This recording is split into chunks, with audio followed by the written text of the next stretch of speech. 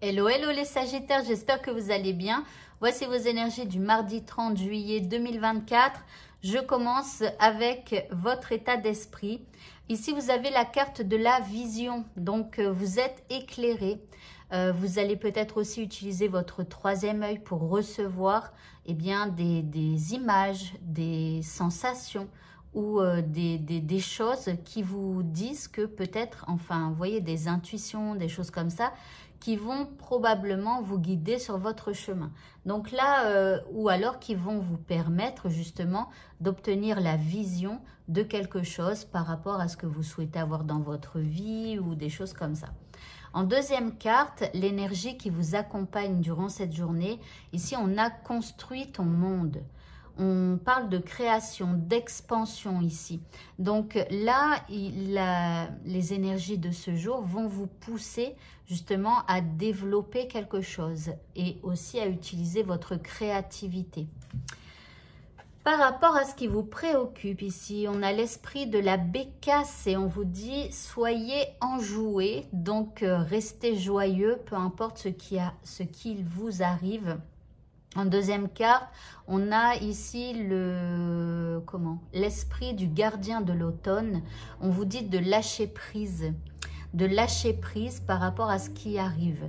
C'est comme si en fait vous ne pouvez pas tout contrôler et à un moment donné il faut laisser les choses se faire d'elles-mêmes tout en étant enjoué.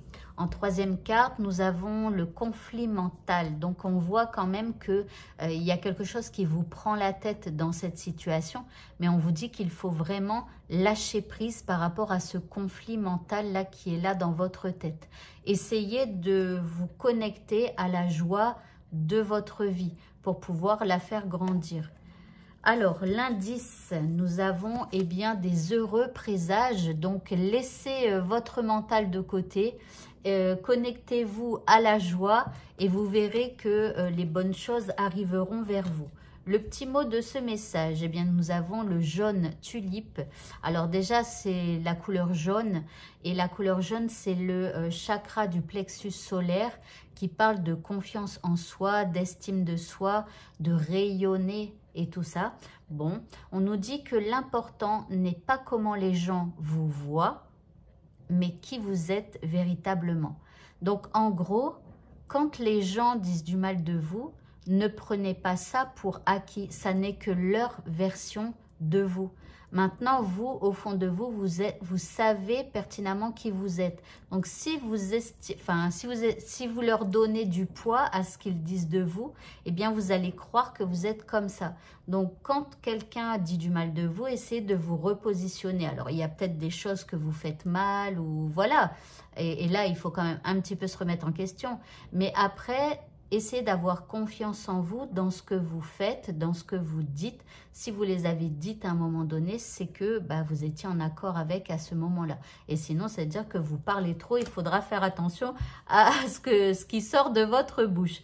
Ok, au niveau sentimental, nous avons le cœur au papillon. Alors ici, il y a des petits papillons dans notre cœur. Donc, on a le cœur en émoi au niveau sentimental, ok. Ici, en deuxième carte, nous avons le carrosse-cœur. Alors, le carrosse-cœur, ça parle de déplacement. Ça parle peut-être aussi d'une avancée au niveau sentimental.